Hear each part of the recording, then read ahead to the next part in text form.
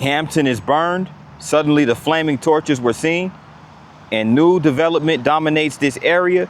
But during the Civil War, a house stood at this site that was one of many in town destroyed by fire. The burning occurred when Confederate Commander John Bankhead Magruder heard the rumor that Union General Benjamin Butler intended to shelter troops and enslaved people known as contraband of war in Hampton. To prevent that, Magruder ordered Hampton resident Captain Jefferson C. Phillips of the Old Dominion Dragoons to burn the town. Local residents, including members of the Warwick Bogards and the York Rangers, carried out the harsh directive on the night of August 7th, 1861. Of the approximately 500 structures in Hampton, less than 10 were left standing the following morning. Archaeologists examined the site and determined that both Union soldiers and formerly enslaved families scavenged the burnt structure for salvageable building materials. People quickly filled the open basement with refuse. Archaeologists found shoe leather, fish and animal bones, and inkwell, along with the buttons from Georgia, New York, and Massachusetts troops. U.S. forces continued to use the devastated town. Soldiers camped in St. John's Churchyard, and formerly enslaved families settled in the large Grand Contraband Camp in Hampton and Slabtown near Fort Monroe. And here goes an image or depiction of the burning of Hampton by rebel forces under Colonel Magruder in the Harper's Weekly in August 31st, 1861. And this is the ruins of Hampton, courtesy of the Library of Congress. So Private William H. Osborne, 29th Massachusetts Volunteer Infantry, wrote this quote as a witness to the flames. Let's go.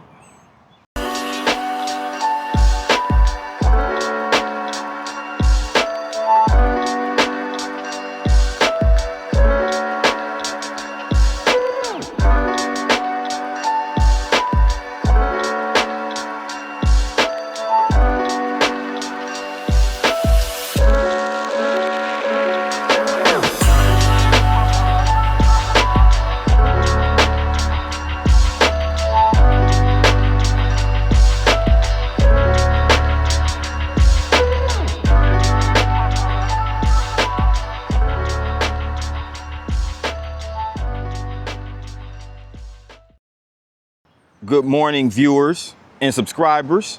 This is P9, and I'm here with another video. And my location is Hampton, Virginia. Hampton is an independent city right here in Virginia, and it's the 7th most populous city in Virginia with a population of 137,000. And it's also in the Hampton Roads metro area, 37th largest metro area in the nation in population with over 1.8 million. So Hampton is adjacent to Newport News and also across the river from Norfolk. So I'll start this vlog right here on Settlers Landing Road right here in downtown Hampton. And this is some markers right here that talks about the history of Hampton. Just off the mouth of the river of Hampton is an extensive shoal known as Hampton Bar. They're a major industry that helped rebuild Hampton after the Civil War was literally spawned.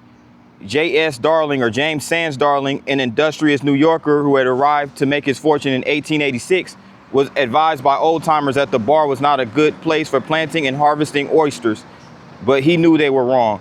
Beginning in 1822, J.S. Darling and Son oysters planters and packers made Hampton Bar oysters famous. Darling and his son Frank built the company into the largest such operation in the world. Okay, so this was basically where a lot of oysters were shucked and sold. And basically every day a fleet of log canoes, some built here on the Hampton waterfront, sailed out to the bar where watermen tongued for oysters. Back at the plant, 160 shuckers scooped the meat from 200,000 bushels of oysters each year, packed them in metal quart and gallon containers, and shipped them off in ice tubs for dinner tables and restaurants in Baltimore, New York, and other cities. And by 1938, the company was selling 50,000 gallons of oysters annually. So Hampton is basically where oyster tonguing took place. And here's some images right here. These are canoes for oyster tonguing right there on King Street. And it was right there on the wharf towards the Queen Street Bridge. And this is also piles of oyster shells that were a common sight at the packing plant of J.S. Darling & Son in 1900. And these images are courtesy of the Hampton History Museum. And there goes J.S. Darling, an image of him. And also, Hampton is known for its crabs. It's known as Crab Town. And all sorts of seafood were harvested and purveyed here. But Crab Town was the unofficial name by which many lovers of the beautiful swimmer, the Chesapeake Bay blue crab, have known Hampton for more than a century. Hampton's J.S. Darling became the world's leading oyster entrepreneur following the Civil War, while John Mallory Phillips, an African-American, established another leading oyster business with a fleet of 7 tonguing boats. So an Irishman named James McNamee perfected a method of vacuum-sealed cooked crab meat in cans. McNamee built a large plant in Hampton in 1879 and operated a fleet of crab boats. So as you can see, oysters and crabs were a big thing right here in Hampton on the Hampton Bay. Crab pickers working at the SS Cotton plant or Coston plant in 1907. This is the Watkins crab plant, 1915. And this is the McNamee crab processing plant in 1940, courtesy of the Hampton History Museum. So other crab businesses sprang up in Hampton: G.W. Amory Seafood, Samuel S. Colston Company, Watkins Seafood, and Elliott Seafood. So yes, Hampton now hosts more pleasure boats than fishing boats, and the waterfront is shared with fishing vessels. So we're going to get to the waterfront a little later on. But now getting ready to walk down Settlers.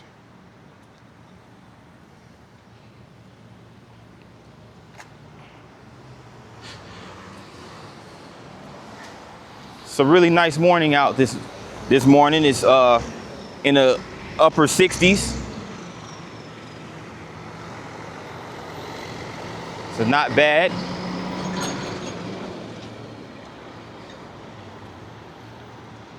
Nice clear skies.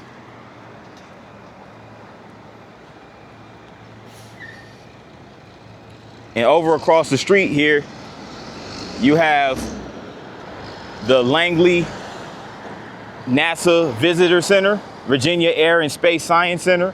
So they do have like a NASA museum here in Hampton. There's actually an Air Force base called Langley Air Force Base that is nearby here in the Hampton Roads area.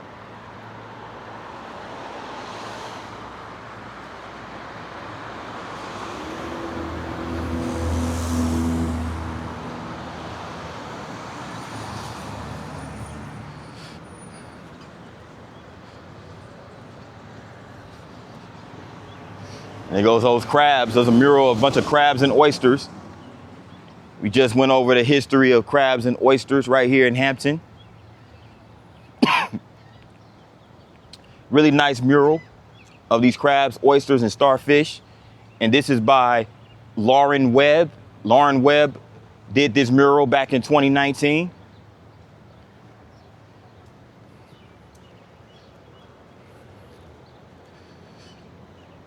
And we're at the corner of Settlers Landing and King Street now. It's a nice little apartment building over here.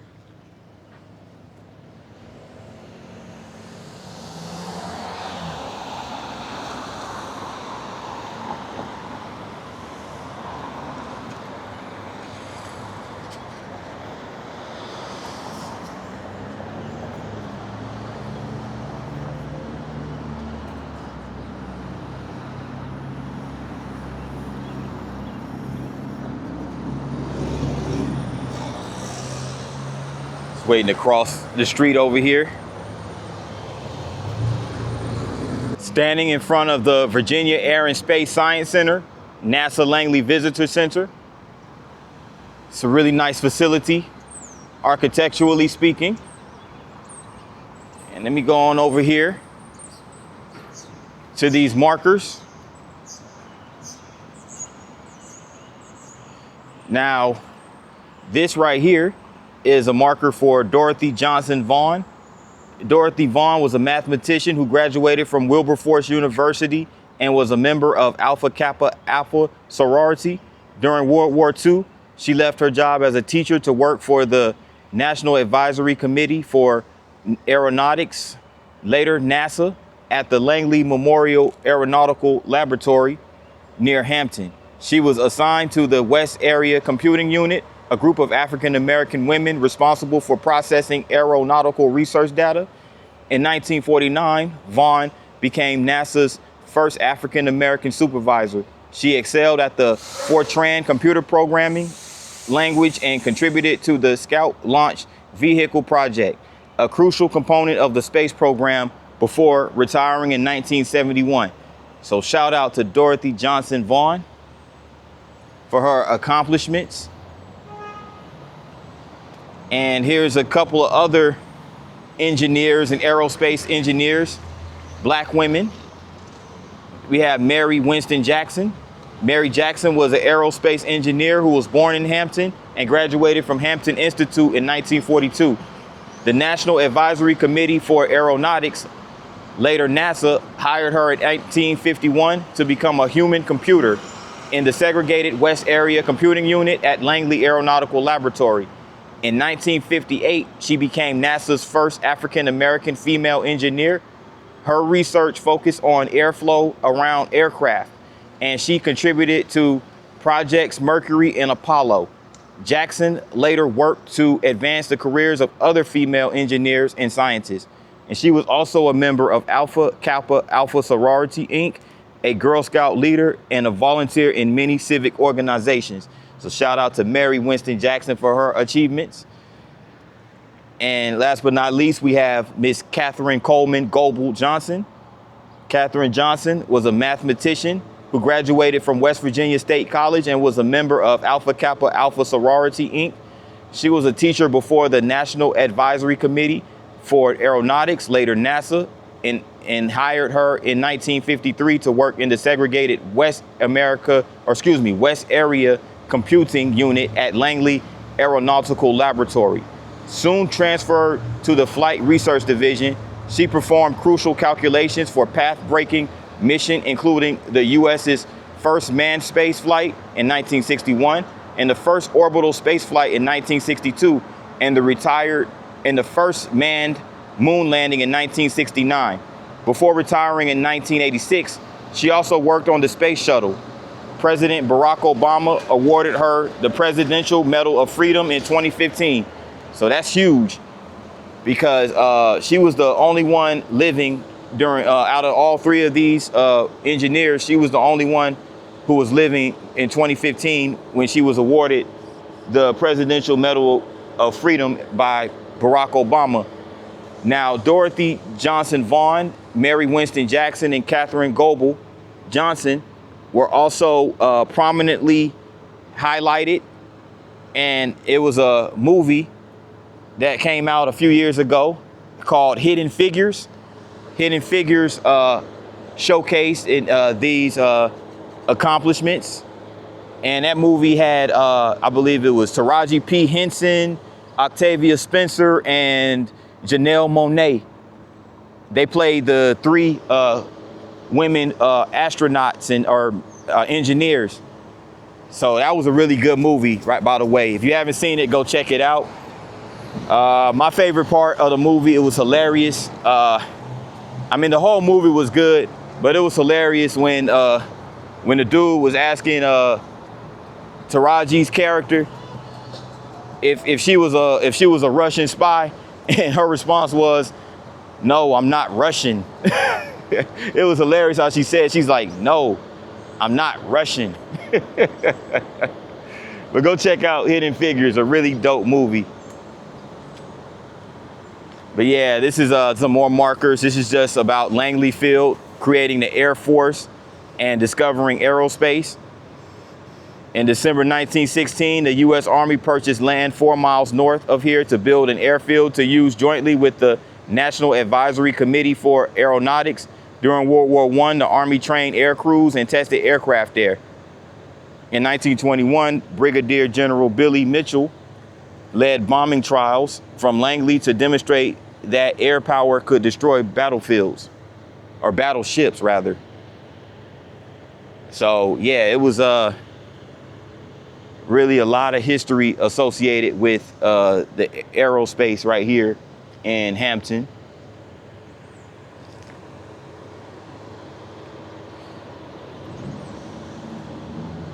And you also have the NACA, which was created for aeronautics in 1915 to revitalize American aviation, and was a pivotal force behind opening Langley Field in 1917, nearby to the north. And it was named for the late Smithsonian Secretary Samuel P. Langley. The NACA's first research facility, Langley Memorial Aeronautical Laboratory, opened in 1918. So all of the logistics that go into aerospace and atmospheric flight, it took place right here in the Hampton Roads area at the Langley Airfield.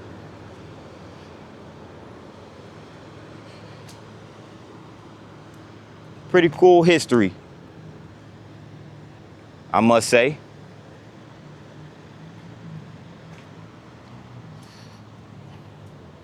And I want to come over here and get this sculpture.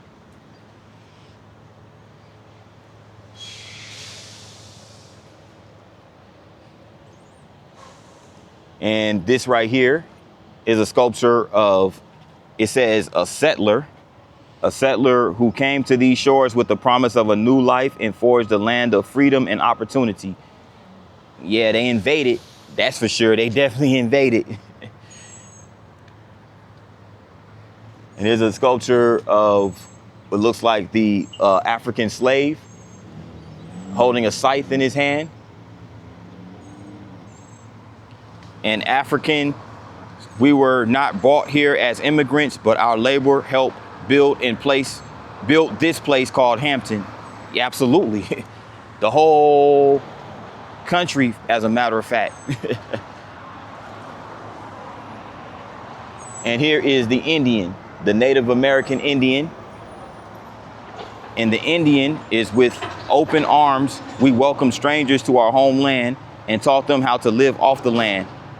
And this was sculpted by Lawrence Noble, by the way. Lawrence Noble did a great job with this sculpture right here. But yes, absolutely taught them how to live off the land. And how did they repay you? I mean, that was absolutely insane. They wouldn't know how to live off the land if it wasn't for the Native Americans. The Native Americans, they've been doing that for thousands and thousands of years. 19th century Hampton, an event that set the stage for Hampton's new century, took place on the night of June 24th, 1813, when a large force of British infantry and Marines landed on the western edge of town and overwhelmed a much smaller group of defenders. The invaders then sacked the town, murdering and pillaging as they went. So, this was around the War of 1812. And you have an engraving showing Fort Monroe, which is what we'll see later on. We're going to go to Fort Monroe, along with the Hygeia Hotel at Old Point Comfort. So it's 1861. And this is a view from the Hampton River of Hampton Institute, which is now Hampton University. We're also going to check out Hampton University. And people seeking emancipation settled in Hampton, building their homes on the ruins of the town burned by the Confederate Army in 1861. And this image appeared in the 1865 issue of Harper's Weekly, based on a photograph taken in Hampton by Alexander Gardner, as you can see right here. So, it was a war that also spilled over into the Civil War.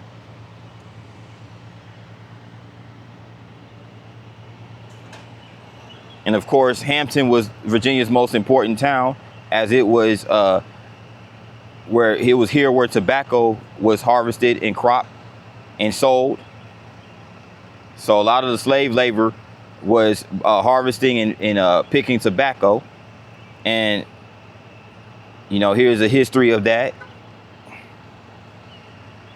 Merchant ships called at its docks, paying customs duties and taking hogsheads of tobacco, and growing village bustled with activity. So ships brought manufactured goods from England and slaves from Africa. Local shipyards were busy turning out wooden vessels, including the 284-ton Virginia packet that slipped down the ways at George Hope's shipyard.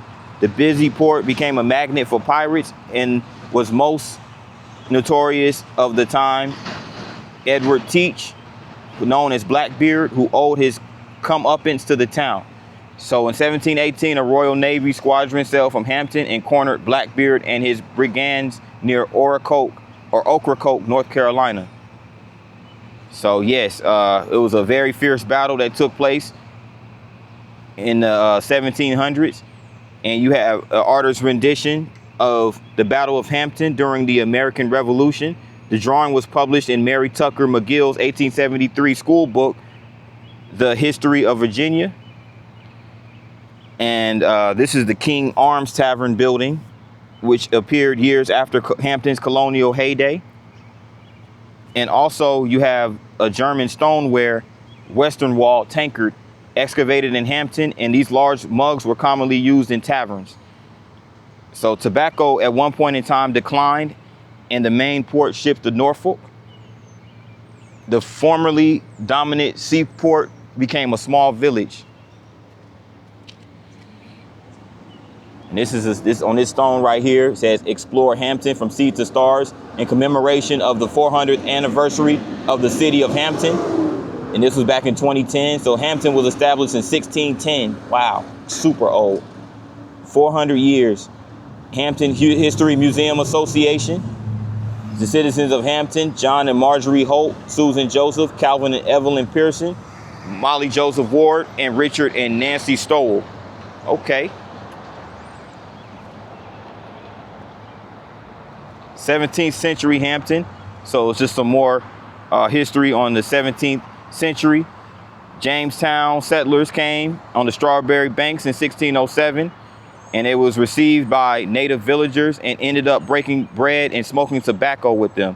Okay. And of course, Captain John Smith and his crew got a royal reception.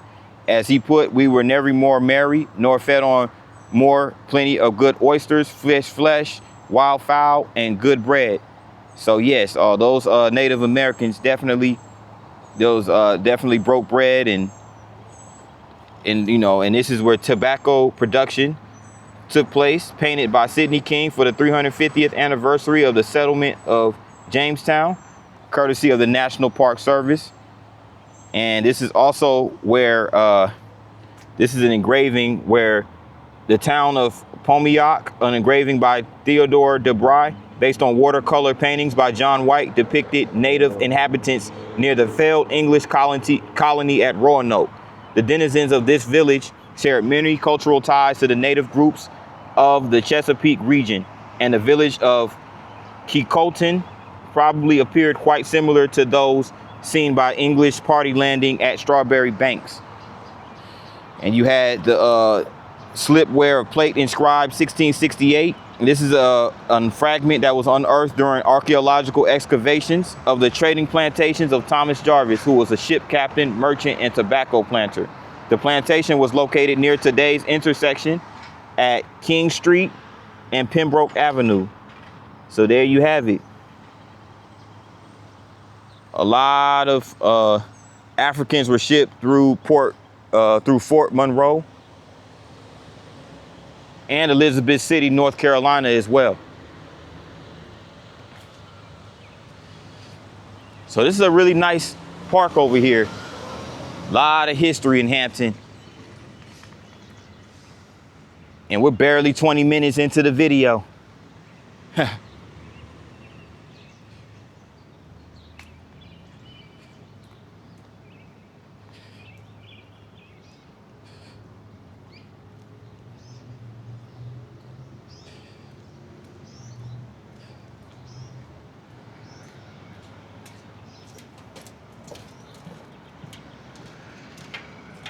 And it looks like over there in that building is a merry-go-round. It's a carousel, actually. And it sits right over here by the river.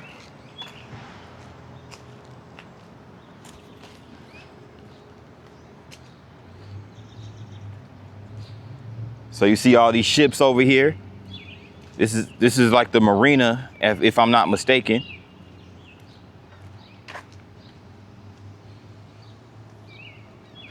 And right across from there is the Landing Hotel.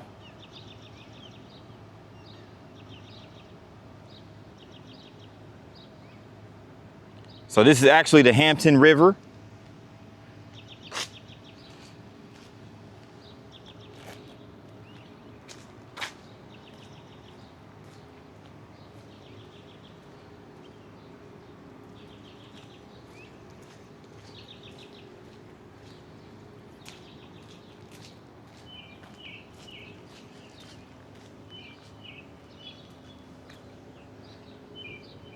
Goes the carousel right there, the Hampton Carousel, and a Virginia historic landmark.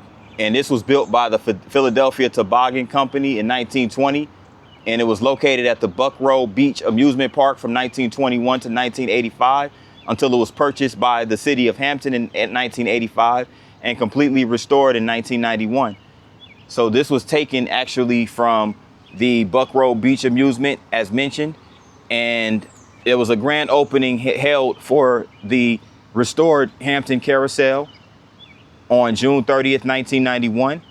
One of less than 70 antique operating carousels still remaining in the United States. This carousel is a rare and beautiful example of American folk art. Its prancing steeds and stately chariots were carved from the fine-grained hardwood and painted by German, Italian, and Russian immigrant artisans. So they were oil-painted horses, chariots, beveled mirrors, and band organ, and even its music rolls are originals.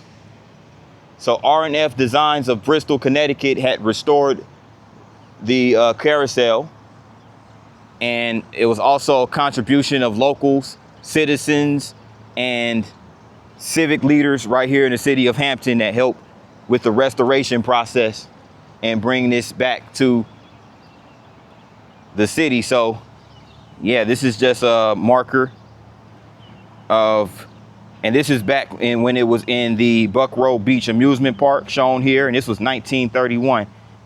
And they still have that original photograph right there. This is also courtesy of the Hampton History Museum. And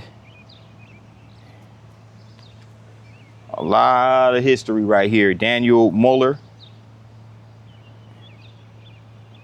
And two of these were called Liberty and Eagle. So they had themed carousels. Okay. Frank Coretta, an Italian immigrant, is believed to have carved these horses.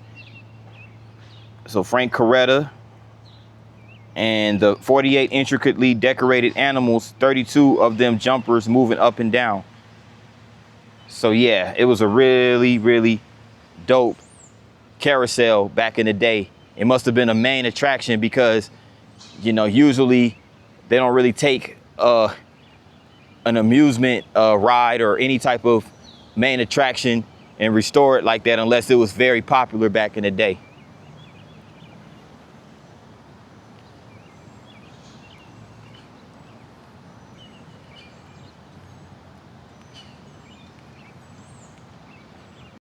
Over here around the landing where the Marina is located, right here in downtown Hampton.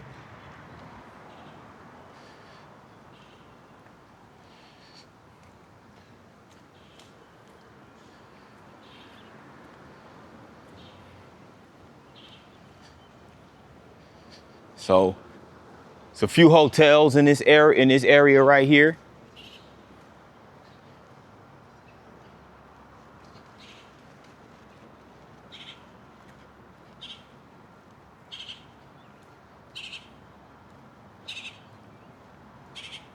But this particular hotel is called the Landing Hotel. And look at those windows as they protrude on the outside. That's really dope.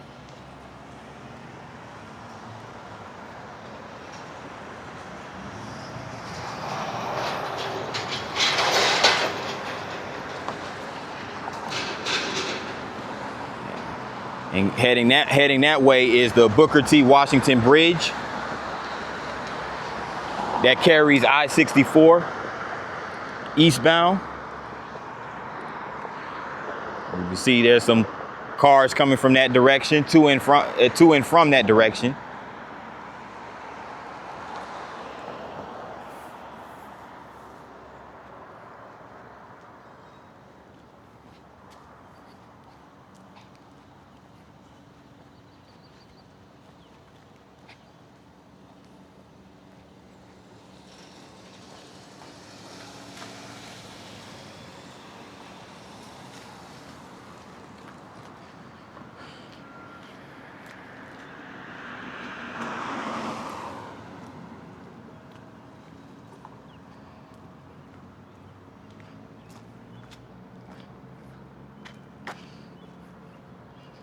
It's a nice mural right over here at the side of this building.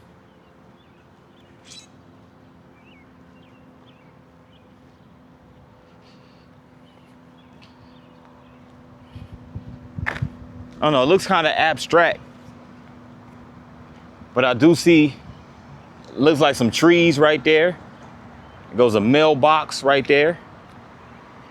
And also what looks like some ships, and it goes the highway over the water. It's a really cool sculpture right here. It sits at the corner of Eden Street and Settlers Landing Road.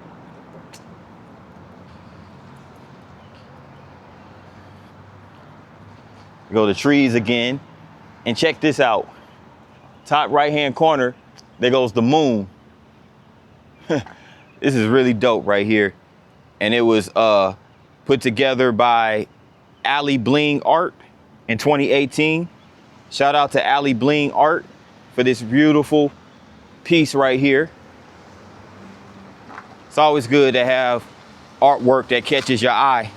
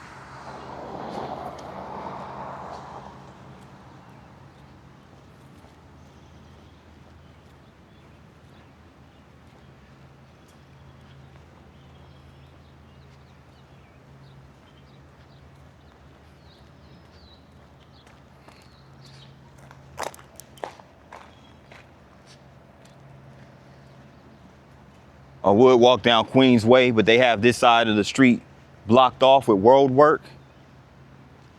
So I'm gonna just come over here and check out this park over here called Mill Point Park.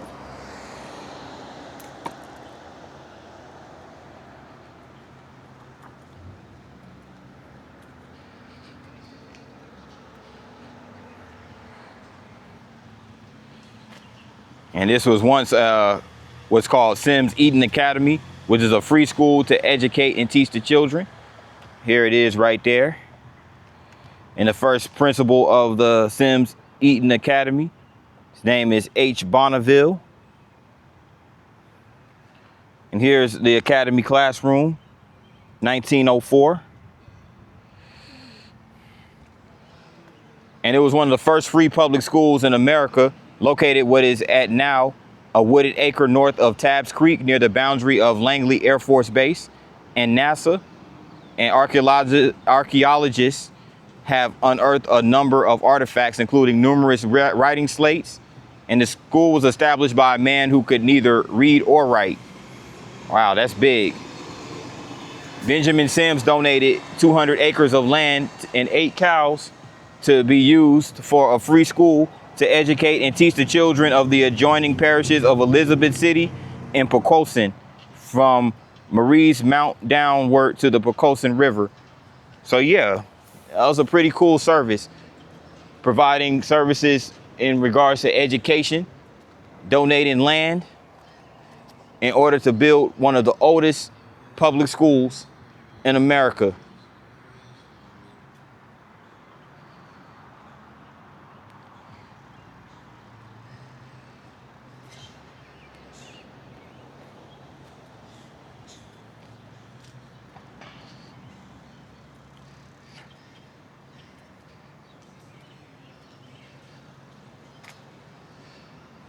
And Vincent Joseph Serio Sr., the 13th youngest child of Filippo, a merchant seaman, was born on October 7th, 1896. And he was also born to Bartolo Serio. And this is basically a ship. He purchased an existing marine railway at 16 House Street on PD Point, about 700 feet northeast of here. And this is where he began operations and built and repaired and maintained countless boats. Among them, approximately 500 Hampton I design sailboats. So that's him right there, Vincent Serio Jr. at his boatyard shop. Street side view of Serio Boatyard and waterside view of Serio Boatyard at the Marine Railway. So the boatyard sits beyond Mill Point Park.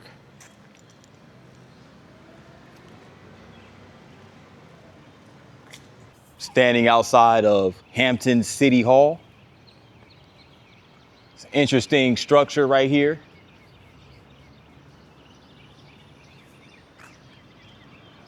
But check this out. Check out this sculpture.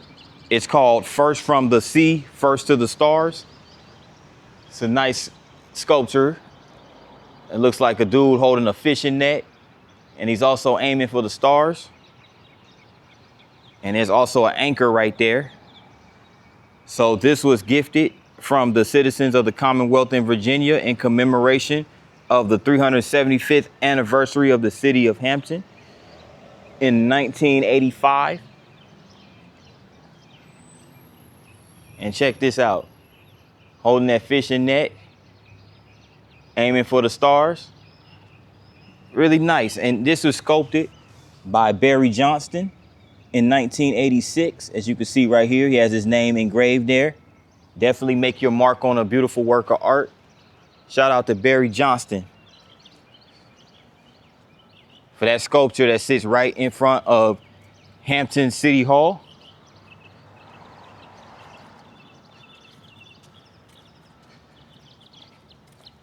And there's also an adjoining park, as we're about to see.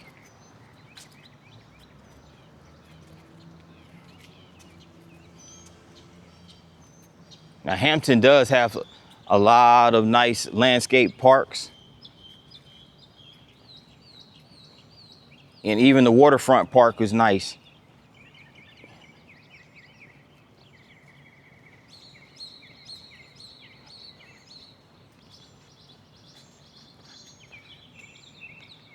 And I think this might be, being that it's next to City Hall, this might be one of those military veterans memorial parks honoring the military vets who served in a multitude of wars. This is a really nice garden right here around these stones right here in memoriam of Vietnam and memoriam of Korea. And there's a memorial of all those who made the sacrifice, as they say, 1941 to 1945 in World War II. It's a mantle with all their names on it. And the name of this park, by the way, is called Honor Park. And it was dedicated on May 15th, 1995. As you can see right here, Honor Park, Hampton Police Memorial, dedicated to those who gave their lives in service to their community and in memory to fallen Hampton police officers who made the ultimate sacrifice while protecting and defending the citizens of Hampton. So yes, So another one of those memorial parks. I'm gonna go around and get these sculptures and busts of the men who put on the uniform and unfortunately lost their lives in the line of duty. We have Officer Kenny Wallace. Looks like a black man right here. Born December 30th, 1964. Lost his life February 25th, 1994. So this was right before he hit the age of 30. Very young. Badge number 28. And 29 years of love, happiness, and friendship. So RIP to Kenny Wallace.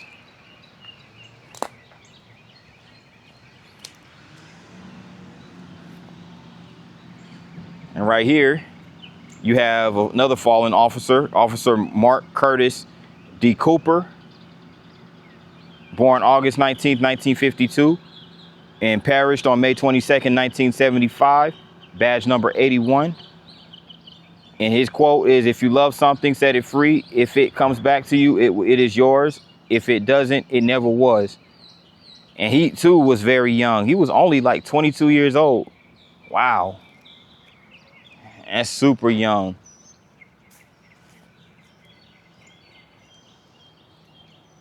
And last but not least, we have Officer Ralph Kesey Givazani. And he was born on October 3rd, 1915, and perished on February 6th, 1943, badge number 3. And the quote is from scripture: "Greater love hath no man than this, that a man lay down his life for his friends." And that is John 15:13. So RIP to all these fallen officers of the Hampton Police Department. Hampton did a really good job of putting together this park, memorializing those fallen officers. I'm over here on King Street, downtown Hampton.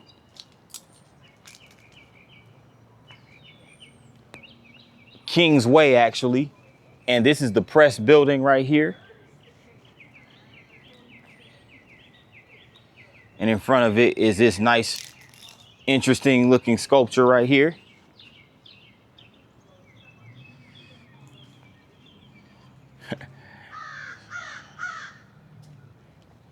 That's a nice sculpture. So they have some law firms in that building.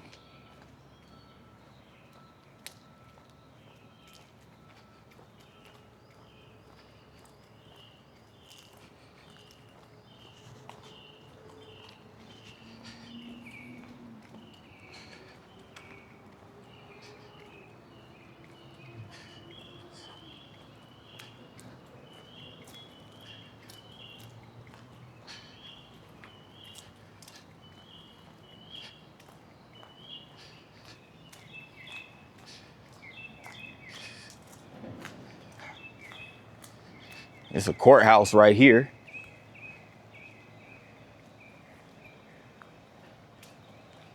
The Hampton Circuit Court.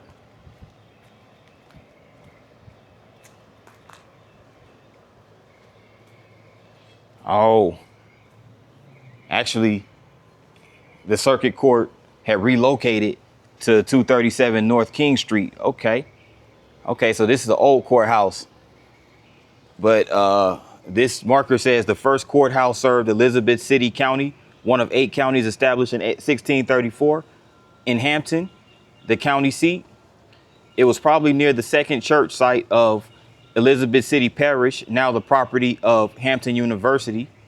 Court buildings have stood on or near this present site since 1715, when the first building of record was erected on property donated by Captain William Boswell. During the Revolutionary War, the courthouse became quarters and hospital for Rochambeau's French troops. For the next century, it also became a meeting place for Masons, Methodists, and civic activities. It was burned during the war between the states, razed and rebuilt in 1876 at the cost of $4,150. Some of the old bricks were used for the center portion, It was first remodeled in 1910 and has been enlarged several times in order to serve the needs of a growing city. Given by the city of Hampton in cooperation with the Women's Club of Hampton, Virginia, 1985. So the building is still standing, but it no longer serves as the city courthouse. And by the way, again, Hampton is now an independent city. And across the street, you also have Hampton Baptist Church. And here's a marker for the Hampton Courthouse, by the way. This is when it was used during the Civil War. And it's also a painting by William McIlvaine of the ruins of Hampton. And there's a quote right here: "The courthouse, roofless and thoroughly gutted. Its chimney served our cooks well in getting supper. The telegraph tent was soon up and the operator at work on the newly strung wire to Fort Monroe." And this was by Private Robert Knox Sneeden, March 24th, 1862. So Hampton's courthouse was roofless and thoroughly gutted as a result of the destruction caused by the Confederate troops back in the Civil War.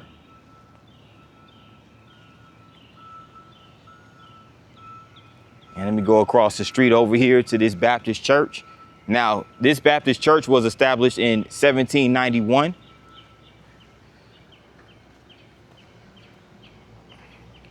And Hampton Baptist Church in 1791. Grafton Baptist Church in York County founded a mission in Hampton. Hampton Baptist Church, which called its first pastor Richard Hurst in 1806. After the War of 1812, the church began to grow so that it had 185 members by 1837.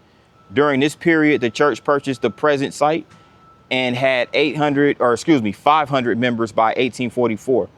The church was burned during the Civil War, and rebuilding began with a small structure in 1869 by the 139 remaining members. The present brick sanctuary was constructed in 1883. Additions to the buildings were made in 1919, 1941, 1952, and 61. The membership in 1990 was 1,115 at the time this plaque was erected. So check out the doors on this bad boy.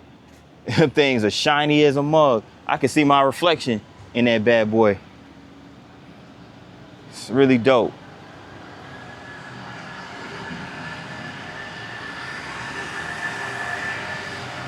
This is Queens Way on downtown Hampton, and the other side of Queens Way is blocked off with road construction. So I'm gonna continue down this way and just check out the old but historical buildings.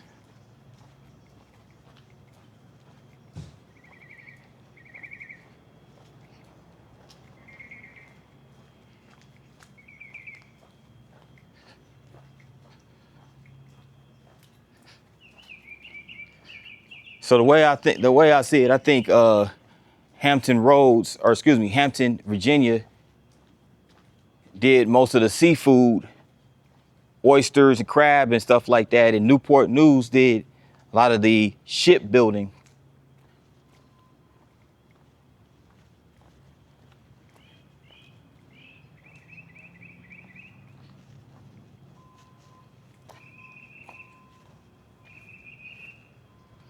And check this mural out right here.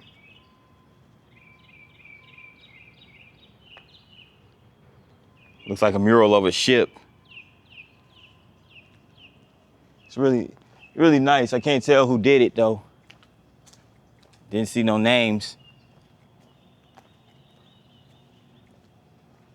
Didn't see any names. Let me correct myself. Any names.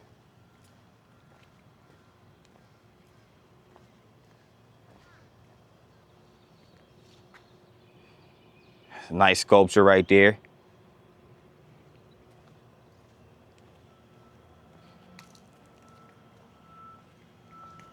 Frank's Nursery and Crafts.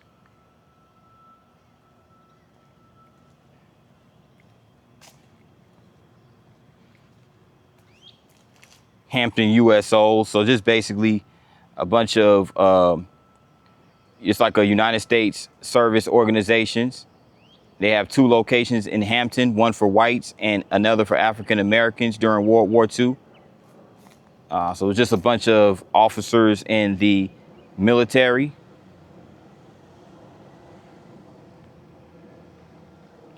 King Street USO became the colored community center named King Street Community Center. The Academy Street USO was utilized by a manufacturing company. Both buildings were raised in the 1970s. But yeah, of course, during that time, you know, prior to that, in the 1940s, there was a lot of segregation, even in the military. But Hampton's USOs, you can see,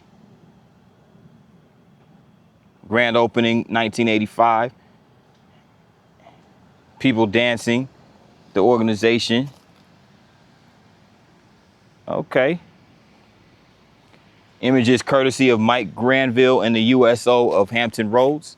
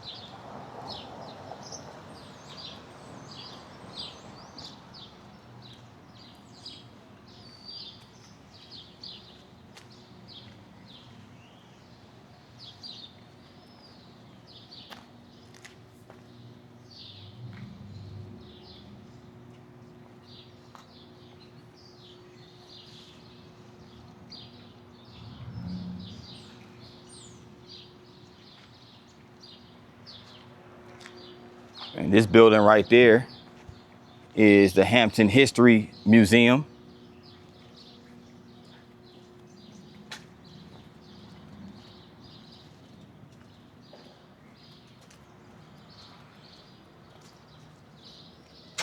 Hampton History Museum building.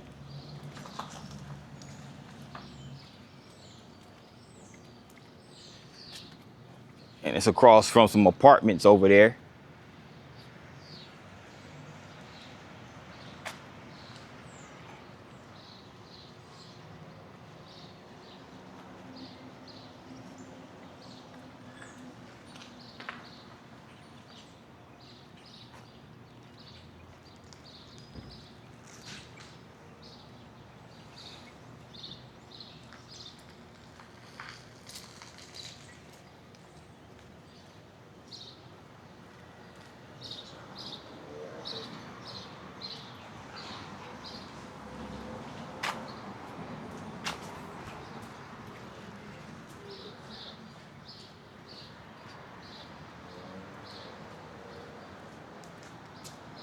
Some nice apartments.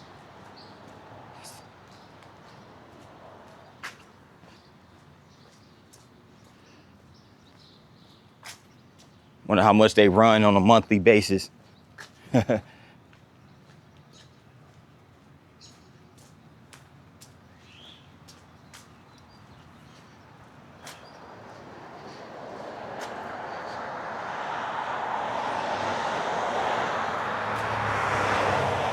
The Heritage at Settlers Landing. Look at all those homes right there too. Those old houses. Looks like one of them they just built recently on the far left, but the rest of them are older homes.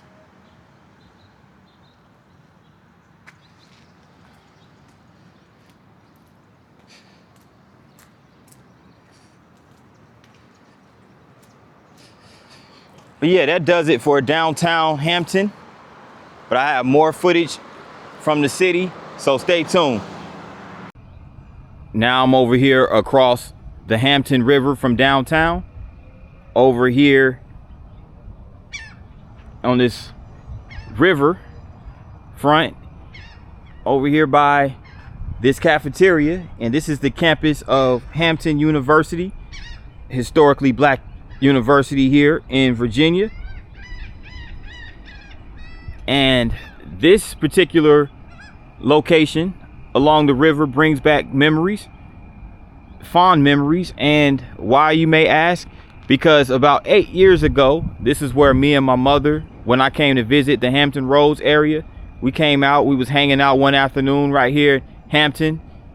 We came over here at this riverfront, and before we went to go have lunch that afternoon. So it was a good bonding experience for me and my mother right here in Hampton. This was like 8 years ago. I didn't even have a camera, let alone GoPro or a YouTube channel. So yeah, but it's really nice. This is on the grounds of Hampton University, and we're gonna see more buildings of Hampton University momentarily.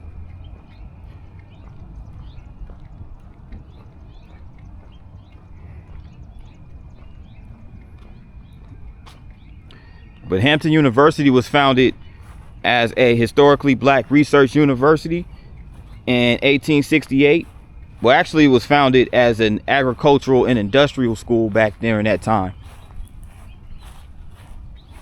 And it was founded after the Civil War to promote education for freedmen.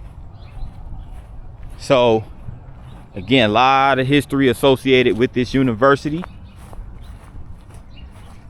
It also has a Hampton University Museum, and it's the oldest museum of the African diaspora in the United States, as well as the oldest museum in the state of Virginia.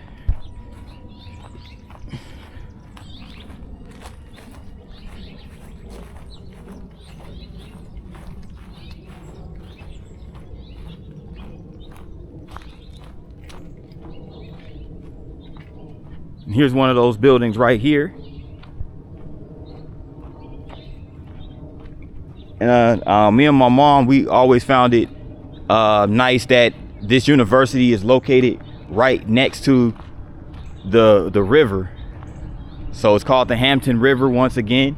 So it's cool that students have access to this river. It's a pretty nice place to come and relax, you know, take a walk and kind of unwind from the stresses of studying and all that stuff, final exams and all that good stuff.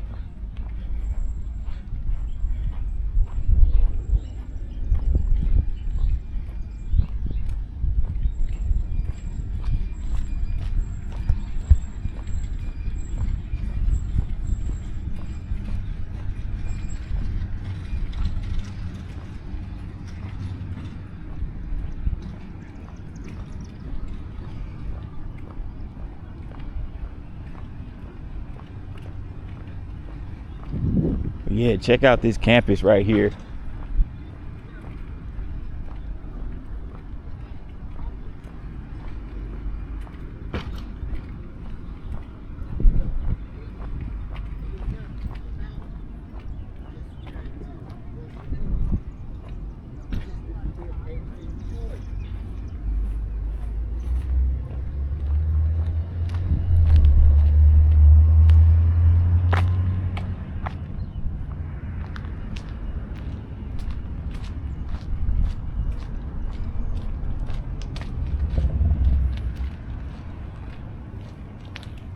And that building right there is the Gladys Hope Franklin White Hall.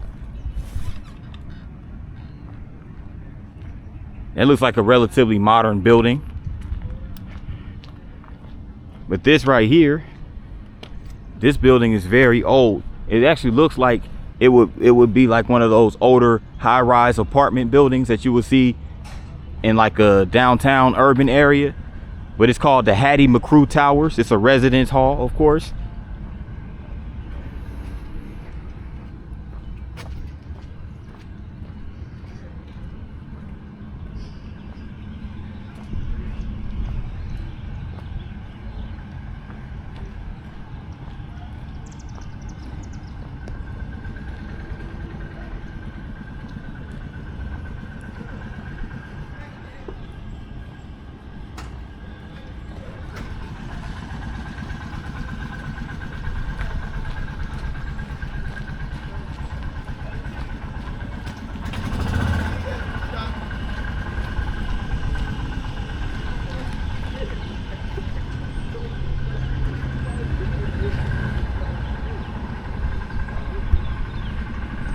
Kelsey Hall. This actually, a lot of these buildings function as a fallout shelter. There goes Hampton Police right there, Hampton University Police. Keeping the campus safe.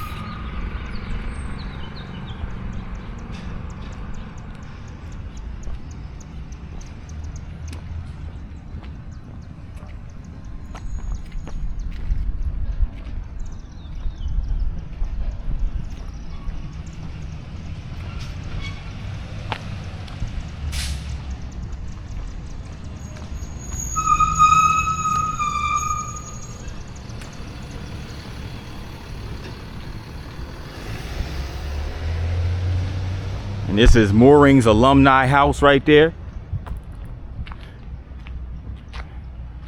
It's a pretty nice sized house. It sits close to the riverfront.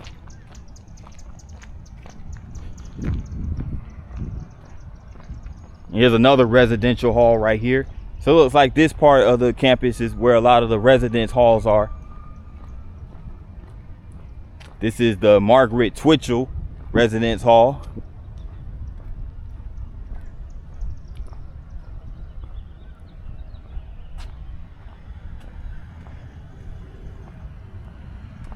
And check this out. It's a sculpture of this lady right here. I believe her name is Mary Christian.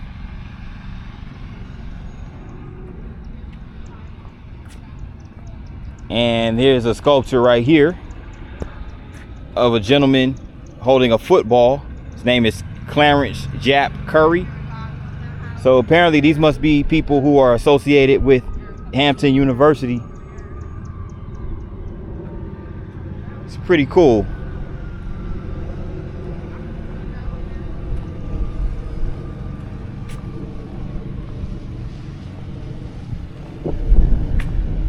So again, Hampton University does have the luxury, students have the luxury of being so close to the river. So they can just come over here if they want to relax. Again, unwind from a long, stressful day of classes, studying, final exams, all that type of stuff that comes with being a college student. They can just come over here and just kick it right here at the riverfront. Watch the ships and the boats go by. Looks like that's the marina across the river. All those boats. Really, really nice. And this building right here is called the Catherine House.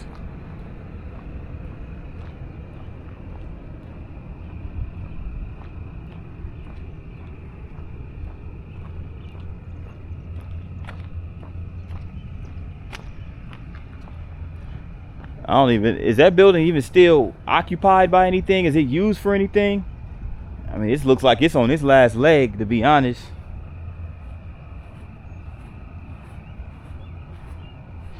And check out the ducks over here. They got the ducks. They got a seabird. So this would be a good place actually to come do, like if you're into environmental research and things of that nature. You can come right here. It's a lot of wildlife, or at least, you know, as far as the water animals are concerned. And these killer views of the skyline, you cannot resist those.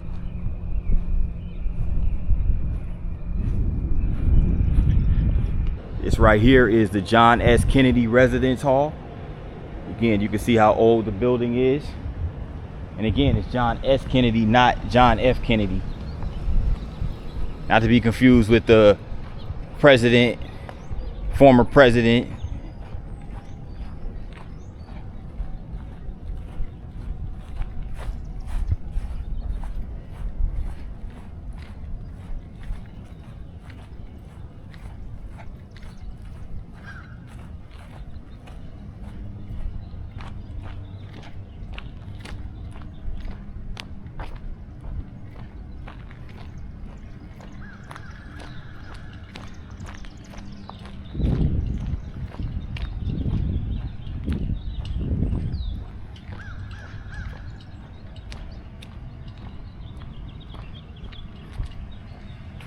And this is called the Robert Ogden Auditorium. This was built in 1916.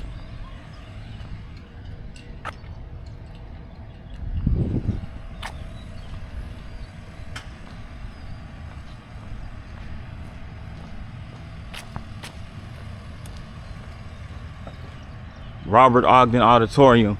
So it must still be in use for something.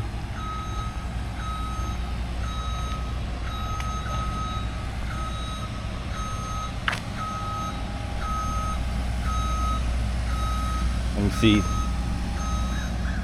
And Robert Ogden, it was named after Robert C. Ogden, who was a successful northern merchant in the clothing and retail trade. He became interested in the cause of public education in the South during Reconstruction and joined the then Hampton Institute as a trustee. Ogden Auditorium, also known as Ogden Hall, is widely hailed for being one of the premier acoustical settings on the East Coast, so very good acoustics in the building. It is also home of the Hampton University Musical Arts Society and seats approximately 1,300 people for a variety of events. And they have an organ called the Hollis Burke Frissell Memorial Organ, which was given by the Palmer Fund through Mr. George Peabody in memory of Hampton's second principal. And it's also located in Ogden Hall. And Ogden Hall was built in 1918 as a memorial to Robert Curtis Ogden at an estimated cost of $200,000. So the funds that were received were made from unrestricted legacies to construct this building. And there you have it, still standing to this day. Now right over here is called the Ogden Hall Circle of Nations. This circle is a grass in front of Ogden Hall, and it's surrounded by 24 flags in which represent the countries of students, international students that attend Hampton University. So that's pretty dope that they did this.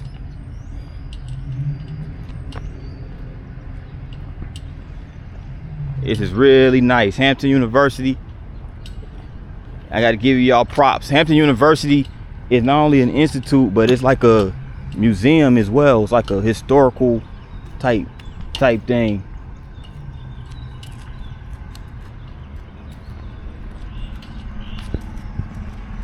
Has a lot of history. It's a historical site as well as being an institution of learning.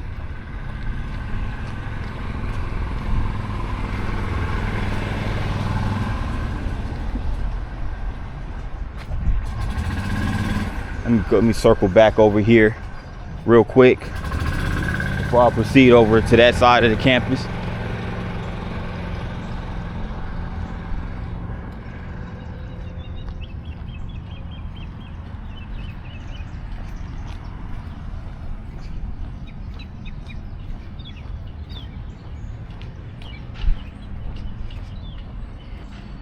Now this right here is the Collis P. Huntington Memorial Museum, aka the Hampton Museum, Hampton University Museum rather. And check this out.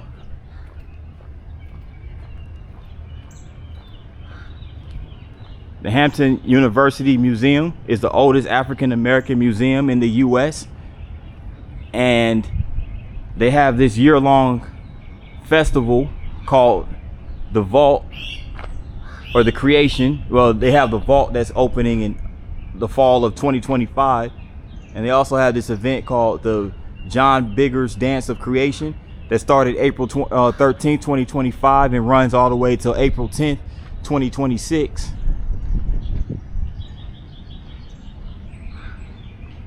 Closed on all major holidays, free and open to the public. Okay, open to the public, that's dope. But donations are accepted, which is, of course, always a good thing. And Hampton University's museum, oldest African American museum in the United States. The Hampton University Museum is a unique institution and national treasure. In 1868, Hampton University founder General Samuel Chapman Armstrong declared that a good education influenced the head, the hand, and the heart, and charged the newly founded museum with aiding this mission. The Hampton University Museum is the oldest African American museum in the United States and one of the oldest museums in the Commonwealth of Virginia. The collections feature more than 9,000 objects, including the African American fine arts, traditional African, Native American, Native Hawaiian, Pacific Island, and Asian art, as well as objects related to the history of the university. The museum's primary mission has remained unchanged: to provide knowledge and understanding of and respect for diverse cultures and traditions. So here you go. You have a few of these collections of let me see.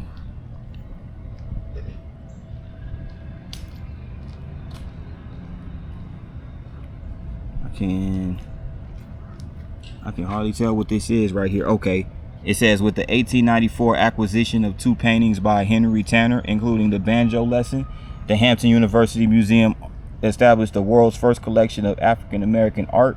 And this is courtesy of the Hampton University Museum.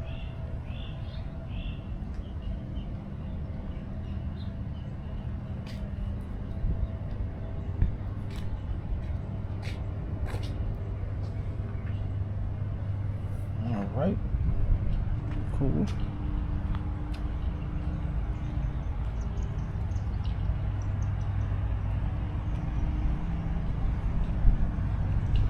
John Baptist Pierce, a cooperative extension service pioneer, innovator, and educator. John Baptist Pierce was appointed in 1906 by Seaman Knapp and H.B. Frizzle of Hampton Institute as the first Negro farm demonstration agent for Virginia.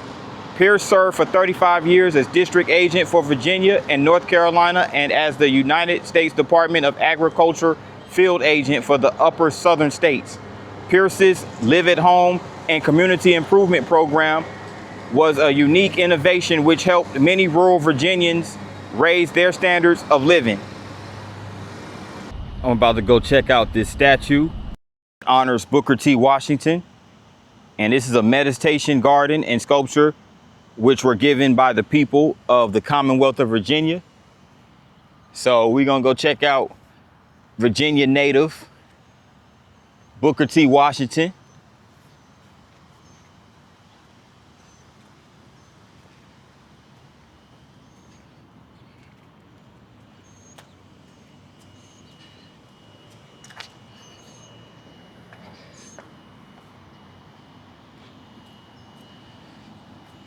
Now, Booker T. Washington, as you can see right over here, was an alma mater or an alumni of Hampton Institute, class of 1875. And that's him right there. That's a statue of Booker T. Washington. And character is power. If you want to be powerful in the world, if you want to be strong, influential, and useful, you can be so in no better way than having a strong character. And no truer words have been spoken. It's Booker T. Washington. Here's some more quotes. More and more we must learn to think not in terms of race and color or language or religion or of political boundaries, but in terms of humanity. Also words to live by. And an individual cannot succeed unless that individual has a great amount of faith in himself. Gotta have faith in yourself, absolutely. And this was dedicated May 12th, 1984. At the time, William Harvey was president, Ray LaFleur was chairman, and this was sculpted by Ed Hamilton. So Ed Hamilton did a great job sculpting this statue of Booker T. Washington, who also helped found Tuskegee Institute. I did a video on Tuskegee Institute right here on the channel a few months back. So go check it out for those who have not done so.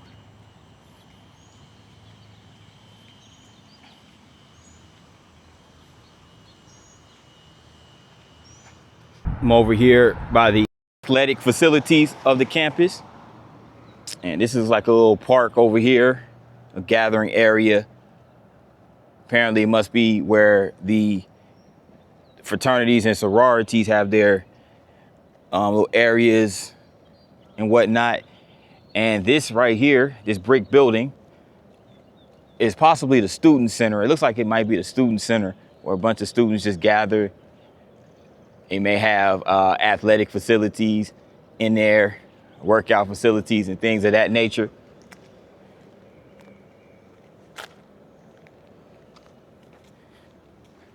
But check this out over here. This is Armstrong Stadium. Armstrong Stadium, home of the Hampton University's football team, Hampton Pirates football team.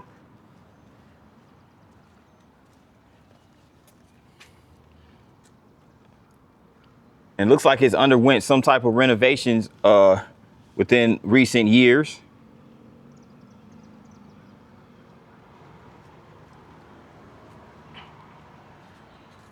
Now it's 12,000 seat multi-purpose stadium. It was opened in 1928.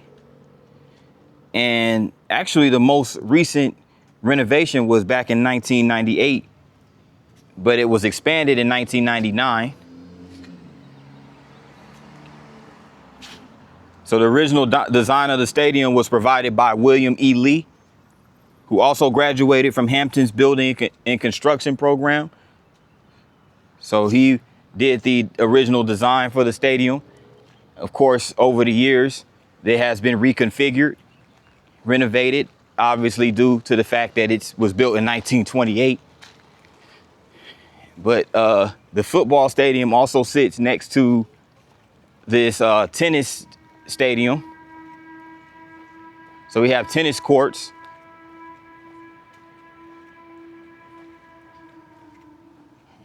Not quite sure what that noise was in the background.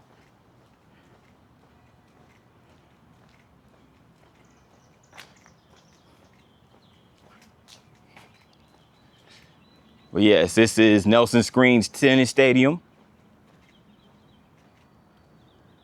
So they do have a tennis program here at Hampton U. And this tennis stadium was erected in 1992. As seen right here. William Harvey, president. Wendell Holmes, chairman. Okay.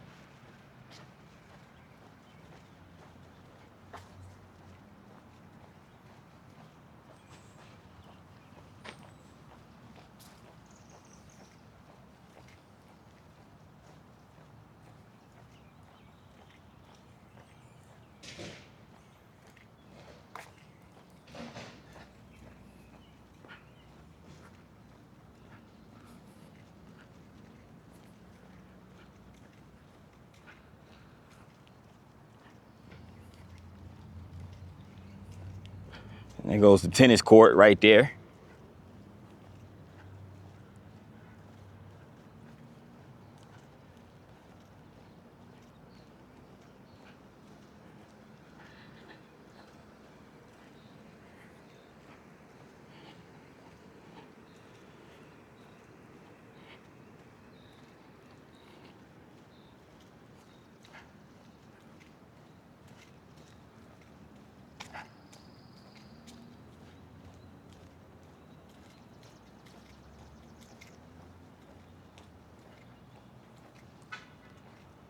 This building is the Convocation Center for the Hampton Convocation Center, which hosts the men and women's basketball program here at Hampton U.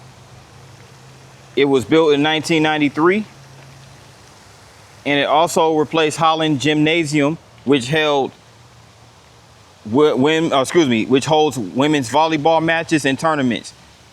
So the construction cost about $4 to $5 million back in 1993. And it sits right over here by this beautiful fountain, surrounded by the rocks.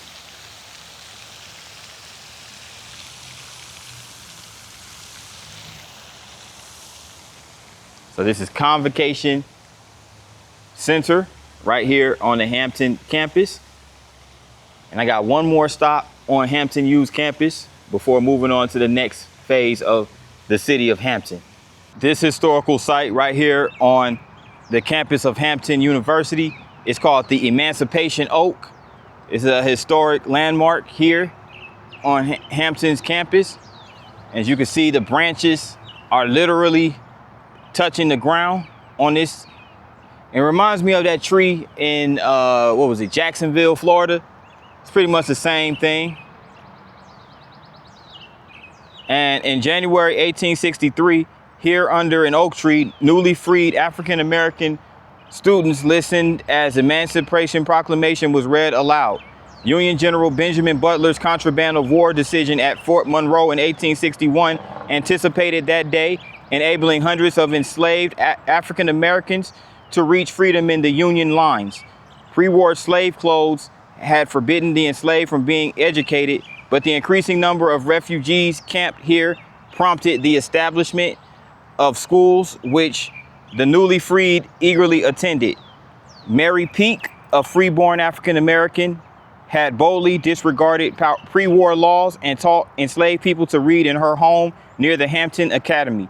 Peak's house was destroyed when Hampton was burned on August 7th, 1861, but she continued teaching in an abandoned cottage next to the Chesapeake Baptist Female Seminary. So this is Mary Peak right here. Mary Peak, born a free African-American woman, and she was determined, no matter what the consequences were as a result of her breaking the pre-war laws, Mary Peak was determined to teach slaves what she knew and taught her how to read in her home. So shout out to Mary Peak. And these are the contrabands escaping. May 29th, 1864, by Edward Forbes. Many thousands of enslaved people emancipated themselves by fleeing to Union lines after Butler's contraband of war decision became federal policy. So this is courtesy of Library of Congress. And Mary Peak's image is courtesy of the Hampton University Museum.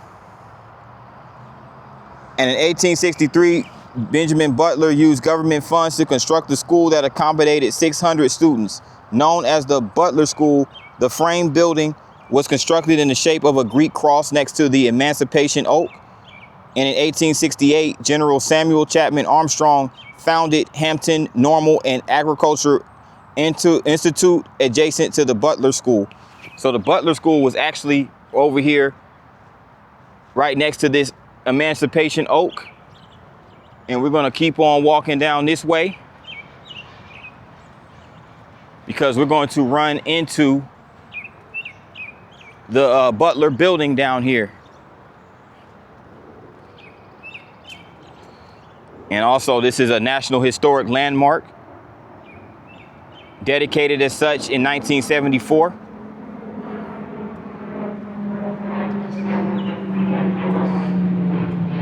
And this, my friends, is the schoolhouse right here. And again, what we just saw was Hampton University. That was built next to this little schoolhouse right here. So this is where students were taught how to read, African-American slaves, that is. So yeah, this is a very historical landmark right here next to the Emancipation Oak. So that concludes Hampton University's segment of this video. But stay tuned because we're not done quite yet.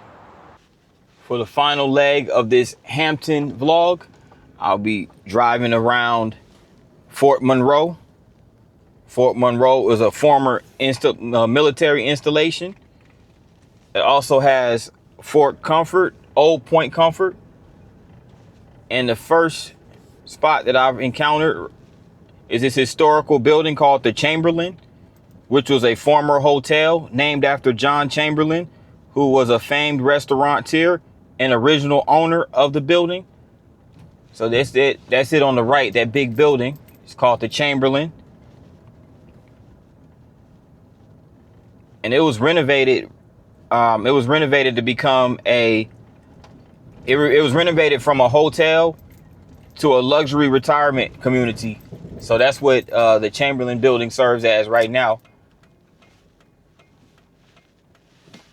And it looks like we're over here by the fishing pier. And that's the Fort Moore Authority, that building on the right.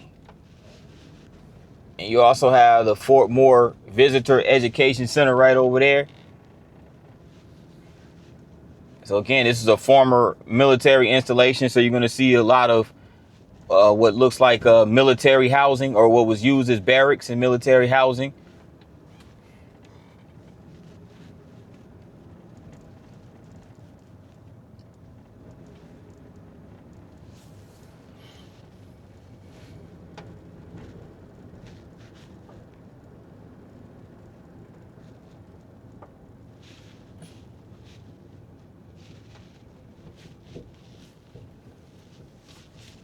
So basically, being that it is a former military installation, it was decommissioned and now serves as basically a historical site, museum.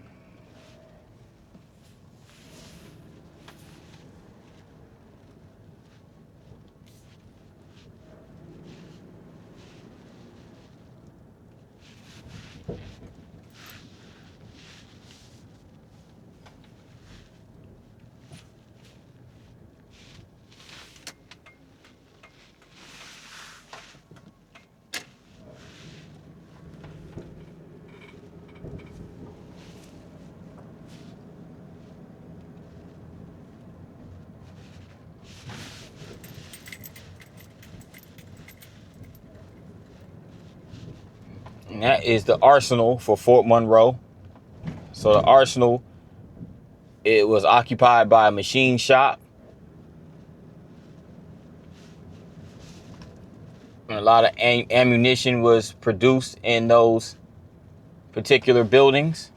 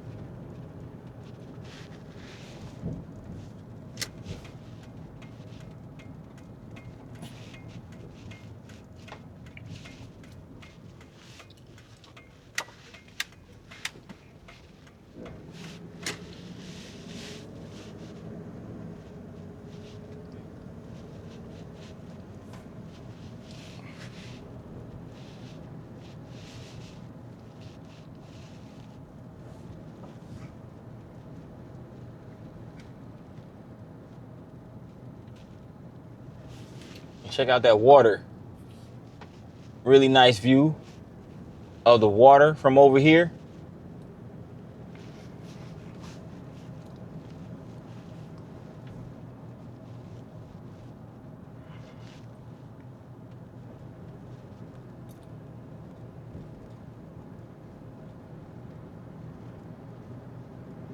So overall, Fort Monroe was a pretty nice looking former military base.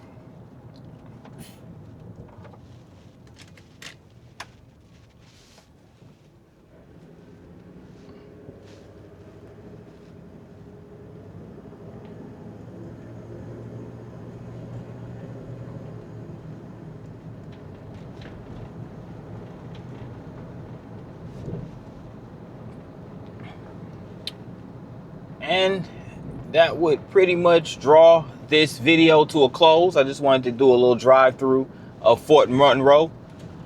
Thank you guys for watching this Hampton vlog. And if you made it this far, make sure you hit the like button. Also, if you're new to this channel, make sure you hit the subscribe button along with the notification bell. That way you get notified each and every time I drop a new vlog. And with that in mind, good people, thanks for tuning in and have a great day. Peace.